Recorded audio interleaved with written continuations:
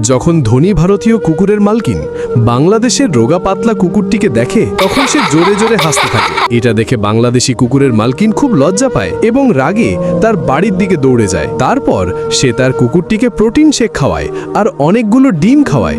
এরপর বাংলাদেশি কুকুরটি জিমে গিয়ে শক্তিশালী শরীর বানানোর জন্য ভারী ডাম্বেল তোলে আর প্রতিদিন কঠোর পরিশ্রম করে।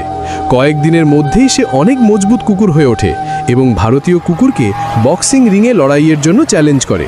তারপর দুজনের দুর্দান্ত লড়াই শুরু হয়, যেখানে কখনো ভারতীয় কুকুর ঘুষি মারে আর কখনো বাংলাদেশি কুকুর তাকে মারে।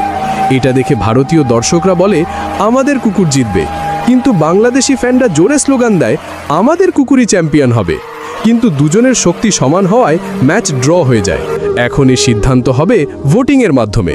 ভারতীয়রা তাদের কুকুরকে জেতাতে কমেন্ট করবে আর বাংলাদেশিরা বাংলাদেশি কুকুরকে জেতাতে লাইক আর সাবস্ক্রাইব করবে। দেখা যাক কে বেশি শক্তিশালী।